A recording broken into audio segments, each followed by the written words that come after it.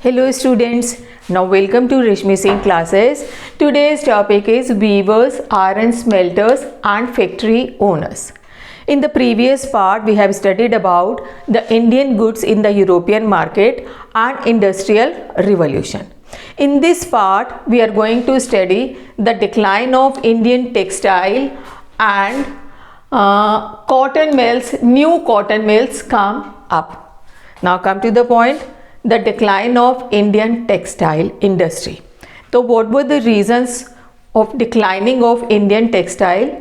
Industrial revolution in Britain affected textile producers in India. Industrial revolution जो Europe में हुआ था उसकी वजह से हमारी इंडियन टेक्सटाइल इंडस्ट्री डिक्लाइन होनी शुरू हो गई थी because the producers faced lot of problems.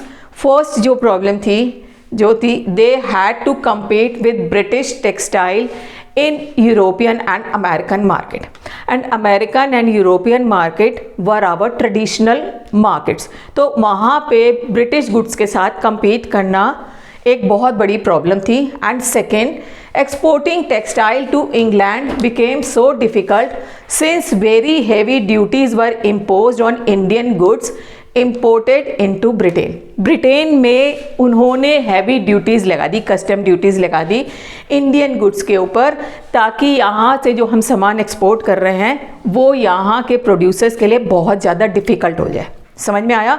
बहुत डिफ़िकल्टी होती थी यहाँ से सामान एक्सपोर्ट करने में, क्योंकि वहाँ पे जो इम्पोर्ट ड्यूटी थी वो उन्होंने बहुत ज़्यादा कर दी थी. So these were the two problems faced by the Indian cotton textile producers. And by the beginning of 19th century, British textile easily ousted Indian goods from American, Africa and European market. And these three were our traditional markets. और यहाँ से British textile ने Indian goods को बाहर कर दिया था. Means वहाँ पे Indian goods नहीं, अब वो market that those markets were captured by British textile. अब वो मार्केट हमारा नहीं रहा, उसकी वजह से क्या हुआ, थाउजेंड ऑफ वीवर्स वो वर्स्ट हिट. स्पेशली जो बंगाल के जो वीवर्स थे वो बहुत ज़्यादा वर्स्ट हिट हुए क्योंकि उनकी जॉब चली गई. Clear? English European company stop buying Indian goods. जो इंग्लिश और यूरोपियन कंपनीज थी जो सामान यहाँ से लेके एक्सपोर्ट करती थी ब्रिटेन, उन्होंने वो करना बंद कर दिया. उन्होंने यहाँ से सारा काम बंद कर दिया because there were no demand in European and American market of Indian goods. Indian goods का वहाँ पे कोई मार्केट नहीं रह गया. And agents no longer gave out advances to secure supplies. और जो एजेंट होते थे उन्होंने भी एडवांस देना बंद कर दिया टू सिक्योर द सप्लाईज. पहले अपनी सप्लाईज को सिक्योर करने के लिए वो प्रोड्यूसर्स को एडवांस दिया करते थे, वो भी उन्होंने बंद कर दिया. And by 1830 the British cotton cloth flooded Indian market. और 1830 तक ब्रिटिश क्लॉथ जो था इंडियन मार्केट को उसने कैप्चर कर लिया. Means Indian market was flooded by the British cotton textile. And by 1880 2/3 of cotton clothes worn by Indians were made by British goods. जो British goods था उसने इतना मार्केट कैप्चर कर लिया कि 2/3 ऑफ द मेजॉरिटी जो कॉटन पहनती थी वो ब्रिटिश कॉटन था. And this affect the weavers and spinners both. Weavers और स्पिनर्स जो थे वो बहुत ज़्यादा अफेक्टेड हुए क्योंकि जो लेडी स्पिनिंग का काम करती थी वो भी जॉबलेस हो गई. Clear? And but a little hope was there. लेकिन एक छोटी सी आशा की किरण थी. Handloom weaving did not completely die. जो हैंडलूम वीविंग थी वो पूरी तरह ख़त्म नहीं हुई थी. Clear? In India some clothes could not be supplied by machine. क्योंकि कुछ तरह के कपड़े ऐसे होते हैं they could not be supplied by machine. For example intricate borders, saris में जो इंट्रिकेट बॉर्डर्स होते हैं, and clothes with traditional woven pattern, जिसको कि जो वीवर्स होते हैं अपनी इमेजिनेशन और स्किल से वीव करते हैं, that work could not B complete in machine. जो मशीन में ये चीज़ कंप्लीट नहीं होती थी. They had wide demand in rich and middle classes. और ये जो कपड़े थे इंट्रिकेट बॉर्डर बनारसी साड़ियाँ और इस तरह के जो वूवन पैटर्न्स वाले जो कपड़े थे वो बहुत ज़्यादा डिमांड में थे. रिच एंड मिडिल क्लास वो अभी भी डिमांड में थे. जो रिच क्लास या एरिस्टोक्रेटिक फैमिलीज थी और जो मिडिल क्लास फैमिलीज थी वो अभी भी इन इंडियन कपड़ों की डिमांड करा करती थी. And secondly the British did not produce very course cloth. Course cloth means एक जो मोटा और खुरदरा कपड़ा होता है, and this type of cloth was Warne by the poor people. जो गरीब लोग पहना करते थे वो कपड़ा प्रोड्यूस नहीं करते थे. तो इन दो की वजह से हमारी जो हैंडलूम इंडस्ट्री थी वो पूरी तरह ख़त्म नहीं हुई थी.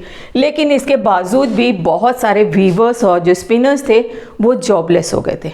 तो अब क्या हुआ, नहीं सॉरी, उसके बाद national movement started and Gandhi ji urge the people to boycott all the foreign goods. हमारा नेशनल मूवमेंट स्टार्ट हो गया और गांधी जी ने अर्ज किया लोगों से कि जो फॉरेन का कपड़ा आ रहा है उसको बॉयकॉट करो, use your own India made cotton. जो हमारे इंडिया का जो कॉटन बना हुआ है वो आप यूज़ करिए. तो खादी जो था वो धीरे धीरे लोगों ने उसको पहनना शुरू कर दिया. Now what happened to the weavers who lost their livelihood. जो वीवर्स और स्पिनर्स, उनके साथ क्या हुआ जिनकी जॉब चली गई थी. मैंने बताया था यहाँ पे this affect the weavers and spinners and both they left their jobs. उन्होंने उसकी जॉब छोड़ दी, जॉब ख़त्म हो गई क्योंकि उनके पास आगे कोई ऑप्शन ही नहीं था. ठीक है, आप देखिए, some of the weavers and spinners migrated to cities in search of new jobs. वो माइग्रेट कर गए सिटीज़ में ताकि उनको कोई नई जॉब मिले for their livelihood. And some became the agricultural labourers, और कुछ लोग जो थे एग्रीकल्चरल लेबरर्स हो गए. And some weavers went out of the country to work in plantation. कुछ जो थे वो दूसरी कंट्री में चले गए, अपनी कंट्री को छोड़ के प्लांटेशन में काम करने के लिए. For example South America and Africa में और साउथ अमेरिका में चले गए. And some found work in new cotton mills, और कुछ लोगों ने नई कॉटन मिल्स में काम ढूंढा. और नई कॉटन मिल्स जो स्टैब्लिश और डेवलप हो रही थी मुंबई, शोलापुर, नागपुर, कानपुर एंड अहमदाबाद. क्लियर, यहाँ पे वो जाके काम की तलाश कर रहे थे. Now how the new cotton mills come up, कैसे वो धीरे धीरे डेवलप हुई. Now first cotton mill was set up in Mumbai in 1854. 1854 में सबसे पहले एक कॉटन मिल लगी. एंड बॉम्बे हैज़ ग्रोन, किस तरह वो बड़ा, as a important port export the raw cotton to China and England.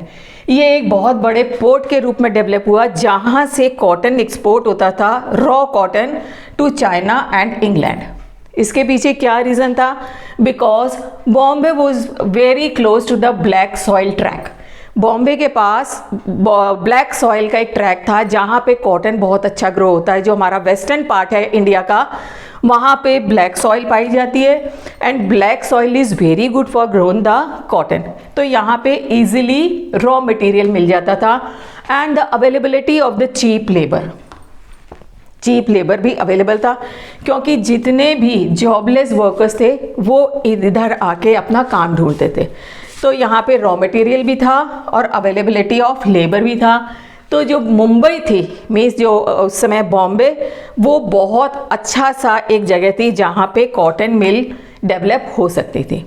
And by 1900 over 84 mills started in Bombay.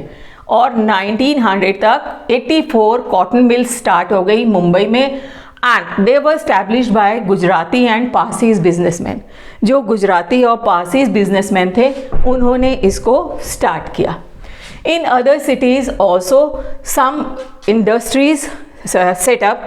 For example, Ahmedabad 1861 में अहमदाबाद में एक इंडस्ट्री सेटअप की गई. And 1 year after 1 mill was established in Kanpur. Kanpur में एक मिल स्टैब्लिश की गई. In the United Provinces, growth of industries led the demand of labor. और इस तरह जो यूनाइटेड प्रोविंसेस में हमारी इंडस्ट्रीज सेटअप हो रही थी तो एक नई डिमांड लेबर के लिए फॉर्म हो रही थी, जिसमें जो जॉबलेस हमारे जो वर्कर्स थे, जो स्पिनर्स थे और जो वीवर्स थे, वो इन जगह पे आके जॉब ले रहे थे.